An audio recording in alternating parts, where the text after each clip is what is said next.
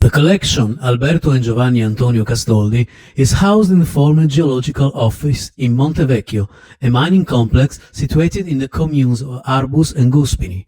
It is a varied assortment of objects and documents belonging to the Sanna Castoldi family that, between the second half of the 19th and the beginning of the 20th century, owned and managed the mine of Montevecchio, one of the biggest and most important ones of its times.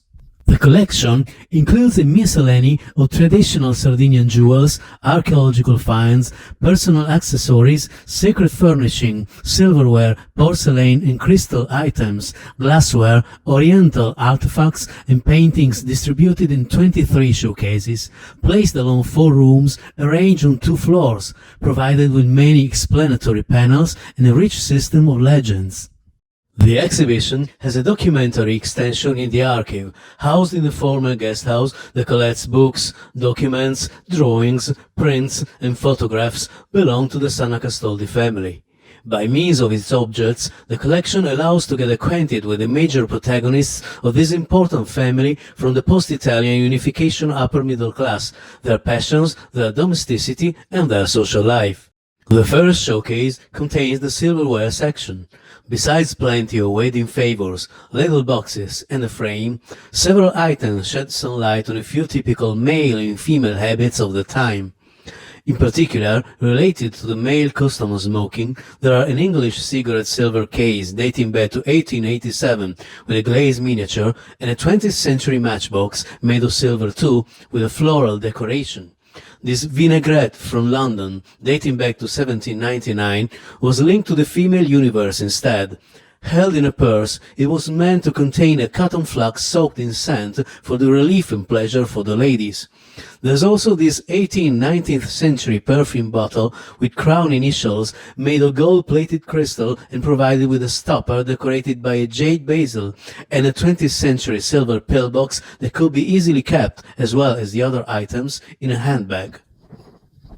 In the second showcase, a quite miscellaneous collection includes, besides several medals, a postal scale, an illuminated parchment, a sewing kit, some seals and small knives, an inkwell, a frame, a perfume bottle, and a letter opener. There are also 2 very interesting objects. One of them belonged to Alberto Castoldi, and the other to his son, Giovanni Antonio. The first one is a brass and ivory drawing kit produced in France. The tools, stored in a walnut wooden case, tell about the intensive work of the brilliant mining engineer Castoldi when he managed the Montevecchio mine between 1876 and 1922. The second one is a wooden coin case that witnesses the interest of his son Nini in collecting coins of all ages. The third showcase is dedicated to sacred furnishings, exhibiting a few fine wooden 18th-20th century candelabra, one of which polychrome. Besides that, this gilded carved wooden tabernaculum dating back to the same time period. The objects reveal the strong interest of the Sanna Castoldi family in collecting valuable artistic objects, exhibited also to flaunt their social status. In the fourth showcase, several sacred furnishings are shown too, along with 3 crucifixes, a monstrance, and a polychrome wooden figurine. Particularly interesting is a 17th-18th century urn-shaped reliquary made of carved golden-plated wood, provided with a red curtain, that was probably used in the family chapel at Montevecchio, dedicated to Santa Barbara, patroness of miners. The fifth showcase accommodates the glass section. It consists of numerous albarellos, most of them still having the paper label bearing the drug's name. Furthermore, a few green glass vials and a nice perfume bottle. Lately, some table glassware like a salt shaker, a jar, and several decorated water bottles that signify the refinement of the table customs in an upper-middle-class family such as the Sanna Castoldi. This 18th-19th century water bottle appears particularly elegant with its square-shaped edge and its fine decoration consisting of 4 flowers on a long stem, having thin lanceolate leaves interspersed by serpentine decorative patterns. The sixth showcase houses this stylish set of bottles, glasses, and flutes for water, wine, and liqueurs, made of gold-edged crystal that must have graced the Sanna Castoldi's lunchroom, contributing to the conviviality of its sumptuous banquets. The seventh showcase displays the porcelain section that features many valuable items such as small boxes, bonbonniere, and even a lamp. Among the objects that arouse a certain interest, a 19th century egg-shaped small container bearing a delicate floral decoration in pastel shades, and a painted porcelain white vase of Meissen, 20th century, with relief-applied decorations of ivy shoots, leaves, pine cones, and a resting little bird that stands out for its originality and figurative realism. The eighth showcase exhibits the Oriental Artifacts collection. The Castoldi were particularly fond of this category of objects, collecting them passionately. It consists of dishes, cups, inro, and jubako. A lovely 19th-20th century ivory statuette of a geisha that holds a tray with grapes, and many netsuke, that is, small Japanese sculptures, mostly made of ivory, used as a clasp in order to secure objects or small boxes. Standing out among the others for its strong figurative realism, this netsuke, made of horn and ivory, portrays a chick coming out of an egg. It dates back to the Meiji period, last quarter of the 19th, beginning of the 20th century. The ninth showcase introduces the first part of the archaeological section. As is well known, it was mainly Giovanni Antonio Sanna, the one who had a deep passion for archaeology, later cultivated by his heirs too. A result of such a law was the foundation at the beginning of the 20th century of the Archaeological Museum in Sassari that, besides being named after the illustrious businessman, housed a great number of items from his personal collection. Among the exhibited finds, it is possible to recognize several finger rings, fibulae, needles, a male bust, bracelets, earrings, necklace, beads, and even a spearhead.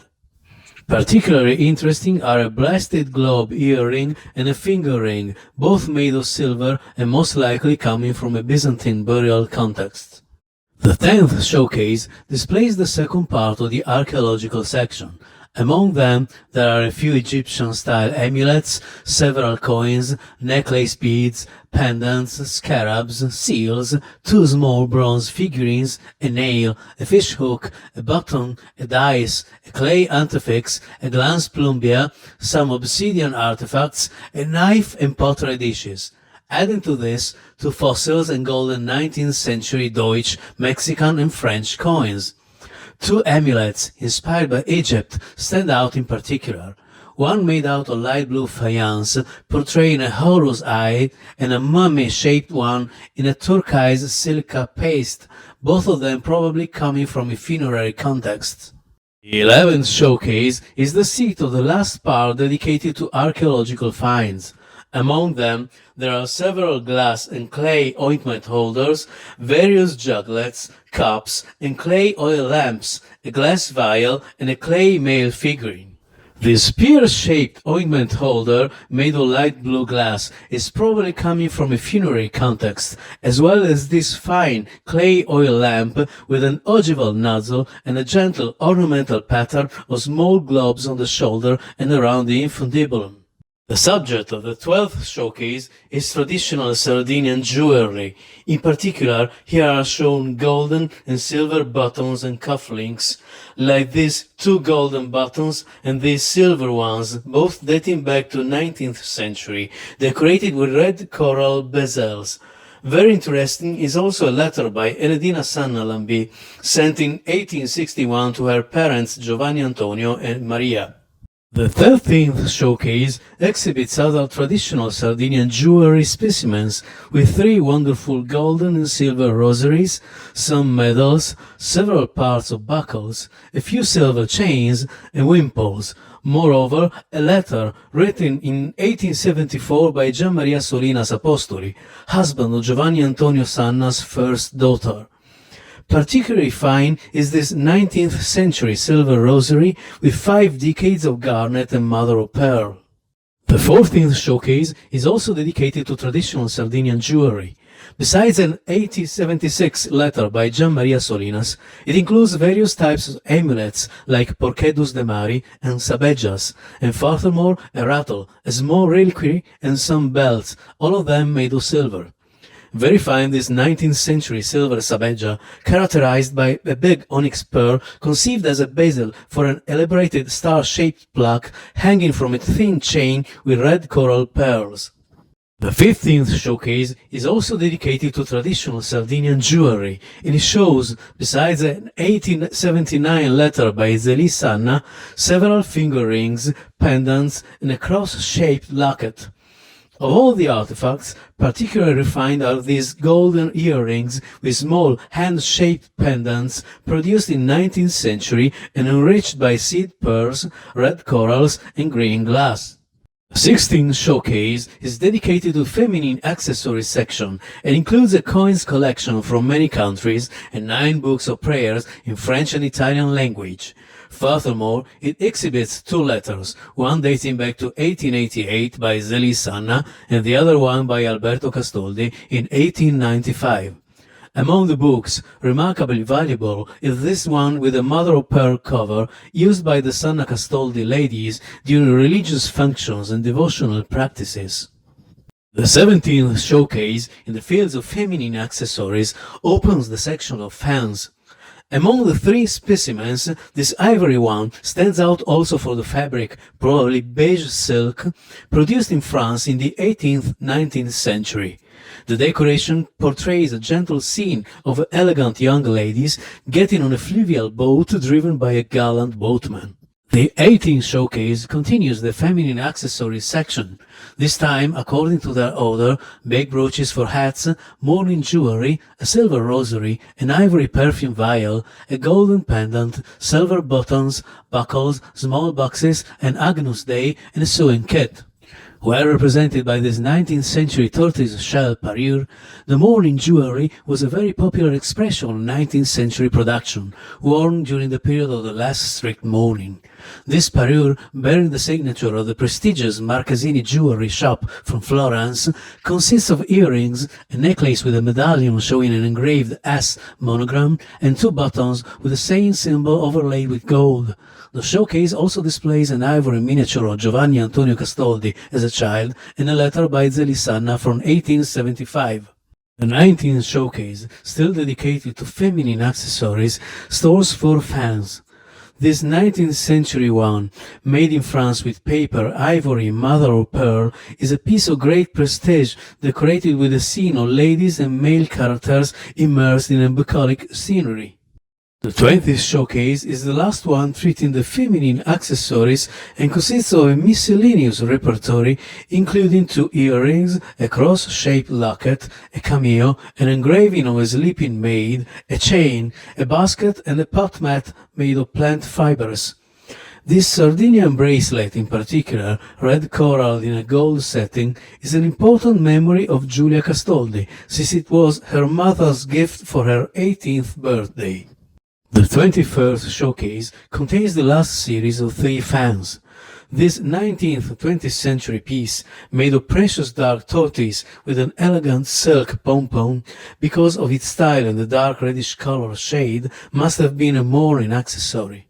The 22nd showcase exhibits the first part of male accessories. It is a very well represented category in the Castoldi's collection, able not only to tell the protagonists through their habits, but also the customs of their time.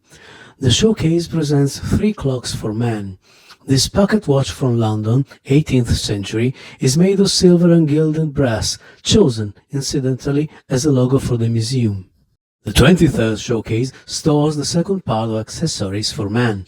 There are cufflinks, a golden clock chain, some snuff boxes, a cameo, a small statue, a miniature dish, seals, a business card holder, several netsuke, and even a silver ingot melted in Montevecchio in the 30s or 20th century. The ever-present metal glasses for reading, provided with a wooden case, stand out among all the items. There is also a leather case coated with white silk that contains 5 steel razors with an ivory handle, produced in England in 1850, then a wonderful wooden and tortoise snuff box made in France in 1806. The 2 valuable portraits of a very young Zeli Sanna and of Alberto Castoldi are a work of the photographer Bettarini from Livorno that worked for the Savoia family too. Next to the exhibition room in the ground floor, there is the library that preserves 388 books by Italian and foreign authors, some of them very ancient and of great value, and furthermore, 7 sketchbooks of Giulia Castoldi, 53 19th century newspapers, and 16 anatomical tables from the early 20th century. A gallery of 36 paintings completes the Castoldi collection. Besides some Japanese prints on rice paper, there are works by the masters Sin, Stefanori, Fitti, Ferri, Di Vestro, Principe, Sanjus, Cifariello, Rudisuli, Van Koenig, Belleri, and Mancini, and moreover by Giovanni Antonio Castoldi and his daughter Giulia, that share with him the passion for painting. Our attention is captured firstly by the portrait of Alberto Castoldi, Zeli Sanna's devoted husband, in a gouache by the master Pagliari, made in 1877. The marriage of Zeli and Alberto was very happy and graced by 2 children.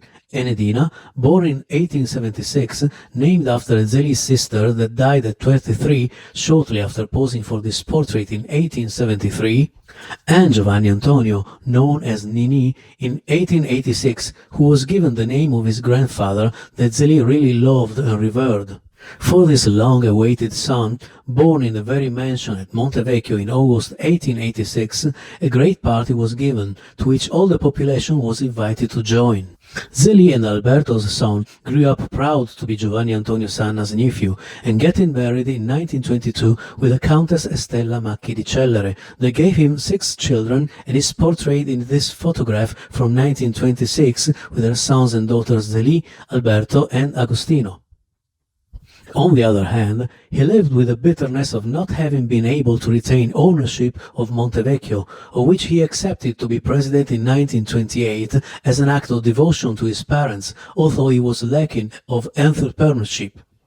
The Società delle Miniere di Montevecchio, in fact, went bankrupt in 1933, and then Nini moved to the Lucca countryside, where he spent the rest of his life with his family.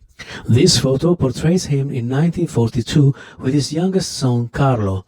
This painting instead, oil on canvas by the master Romeo Costetti, depicts his 4th daughter Giulia in 1935 when she was just 7 years old.